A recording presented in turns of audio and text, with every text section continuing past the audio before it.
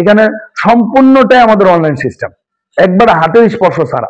আমাদের company cashless service দেয় এবং পেপারলেস সার্ভিস। আমাদের এখানে পেপারও লাগে না। আপনার যে কোনো জায়গায় যাবেন 5 মিনিটের মধ্যে একটা পলিসি কমপ্লিট করে আপনি চলে আসতে পারবেন। শুধু বিষয়টা আপনাকে শিখতে হবে। তো এই জন্য আমরা আমাদের সময়টা যেন অলস না কাটে, গল্প গুজব আড্ডায়, টিভি দেখায়, ফেসবুক দেখায় সময়টা নষ্ট না হয়। আমি যেন আমার সময়টা পুঙ্খানুপুঙ্খানুভাবে বিনিয়োগ করতে পারি এবং এটার আউটপুট দিয়ে আমি আমার শেষ জীবনে বৃদ্ধ বয়সে আরামায়েশ করে খাইতে পারি। আপনি দেখবেন কবি একটা কথা এরকম বলছে যে কেউ যদি যৌবনকালে আরামায়েশ করে তাহলে বৃদ্ধকালে সে নিশ্চিত কাঁদবে, আর যদি কেউ যৌবনকালে কঠিন পরিশ্রম করে সময়কে কাজে লাগায় তাহলে বৃদ্ধ বয়সে তার জীবনটা সুখে যাবে। আসলে বৃদ্ধ বয়সের জীবনটাই হলো আমাদের মূল জীবন। আপনি দেখেন একটা ছেলে বা একটা মেয়ে শিশু জন্মগ্রহণ করলে 5-6 বছর পর্যন্ত উনি শিশু, কিছুই বোঝে না। 5-6 বছর পরে ওনার স্কুলে বা মাদ্রাসায় ভর্তি করে, অন্তত মিনিমাম 20-22 বছর পর্যন্ত লেখাপড়া করে। লেখাপড়া করার পরে হয়তো চাকরি করে, বিয়ে শাদী করে, তারপরে মনে করেন সংসার জীবন মিনিমাম 20 বছর।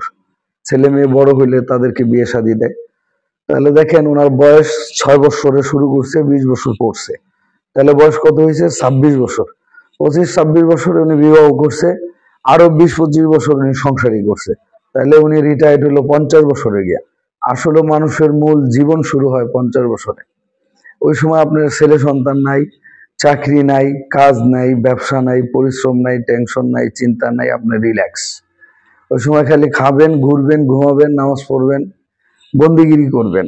কিন্তু ওই সময়টাই মানুষ অর্থনৈতিক ক্রাইসিসে পড়ে, কারণ তখন তার ইনকাম থাকে না, তার শক্তি থাকে না, আয় করার মতন সোর্স থাকে না, এবং ছেলে মেয়ে তার পাশে থাকে না।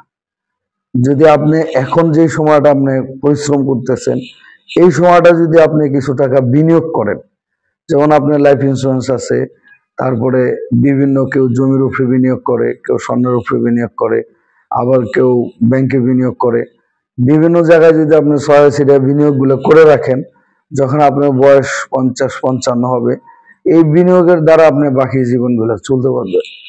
আমাদের বাংলাদেশের মানুষের একটা ভুল ধারণা আছে, সেটা হলো মানুষ যা ইনকাম করে সমস্ত কিছু তার সংসারের পিছনে খরচ করে, ছেলে মেয়ের পিছনে খরচ করে। এই পরিমাণ ছেলে মেয়েকে পিছনে খরচ করে যে যখন তার বয়স হয়ে যায় তখন তার কাছে আর কোনো ব্যালেন্স থাকে না। এই ব্যালেন্স না থাকার কারণে তখন সে খুব কষ্টে দিন যায় এবং চাহিদা অনুযায়ী কিন্তু সে তার অর্থনৈতিক প্রবলেমটা সলভ করতে পারে না। মাত্র 2,500 টাকা আপনি প্রতি মাসে দিচ্ছেন এবং আপনি কিন্তু রিস্কটা নিতেছেন 12 লক্ষ টাকা। তার মানে আপনার 12 লক্ষ টাকা জমবে, 12 লক্ষ টাকার প্রফিট আপনি পাবেন এবং 12 লক্ষ টাকার সুবিধা আপনি পাচ্ছেন এবং আপনার স্বাস্থ্য সেবা 10 লক্ষ টাকা পাচ্ছেন। তাহলে আপনি চিন্তা করে দেখেন, 10 লক্ষ টাকার স্বাস্থ্য সেবা নিতে পারতেছেন এবং 12 লক্ষ টাকার রিস্ক আপনি নিতে পারতেছেন। প্রায় এখানে আপনি 22 লক্ষ টাকা পাইতেছেন শুধু প্রতি মাসে কি 2,500 টাকা কন্ট্রিবিউশন দিয়ে। আল্লাহ না করুক আপনি 2,500 টাকা করে 5 মাসে দিচ্ছেন, তাহলে 5 মাসে আপনি কত দিচ্ছেন? 12,500 টাকা দিচ্ছেন। যদি আপনি 5 মাস পরে মারা যান, আপনার ফ্যামিলি 12 লক্ষ টাকার রিস্ক কভার করতেছে, 12 লক্ষ টাকা আপনার ফ্যামিলি পাচ্ছে। এই জন্য আমি আপনাদেরকে বলবো লাইফ ইন্স্যুরেন্স জীবনে একবারই করবেন, দীর্ঘমেয়াদী করবেন। আপনি অল্প অল্প টাকা জমান, এটা যদি আপনি আল্লাহ না করুক আপনি সুস্থ আছেন, আলহামদুলিল্লাহ আপনি সুস্থ আছেন, আপনি 12 বছর 20 বছর পরে আপনার যা টাকা জমছে আপনি তা পাবেন এবং এটার সঠিক প্রফিট সহকারে নিশ্চিত আপনি প্রফিট পাবেন।